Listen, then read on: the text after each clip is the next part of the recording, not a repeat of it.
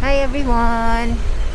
I'm here in Araneta City, Cubao, Quezon City, walking towards the Cyberpark 1 building because in this video, I am going to show you how to cross over from this side to SM Cubao inside without crossing the street. And this is going to be very helpful, especially during bad weather and most especially during the rainy season, or even at any other time when you just don't feel like walking along the street. So let's go. Okay, so I've just made it past through security check, going up the escalator now, beside Taco Bell here on the left.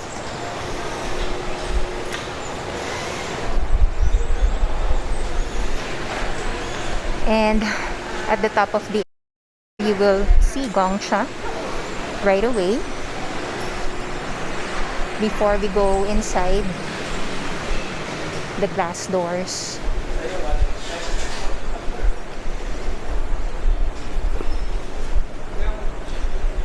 Just giving you a view of the other food stores that can be found inside, but this is not where we're supposed to be, so we need to go back to the escalator area and go one more level up here.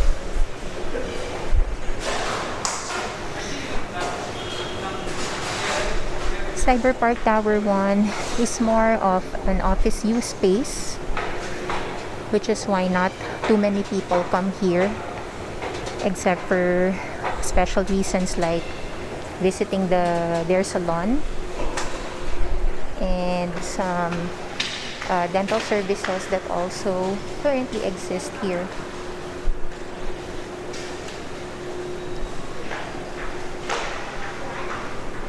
This is Tony and Jackie Salon, where I had my last haircut, which I like. By the way, this is also your bridgeway going to Ali Mall and the SM Busport.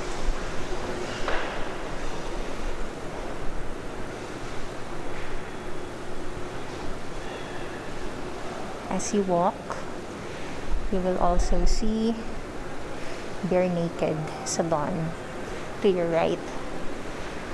But that blue SM logo is really, I think, all the sign you need to tell you that you're in the right direction.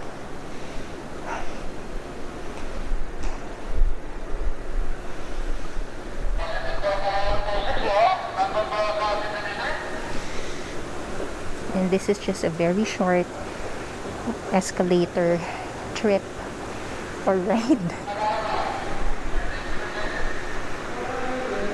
And this is now the actual bridgeway, which is so cool.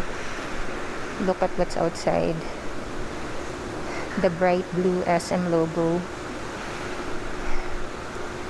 This is along General Aguinaldo Avenue here in Cubao, Araneta City, Cubao, Quezon City. And time check, it's 6:04 p.m. And then the other side of the bridge, Shopway side, still along General Aguinaldo Avenue.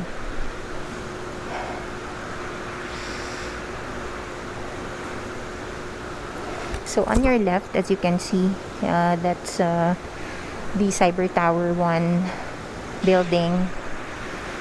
It's, I think, at some 23 stories high, almost as high as Novotel in front of it, or well, beside it, depending on where you're coming from. So that's Novotel at the corner. And now, here's the last step. Going one more flight of escalator going up.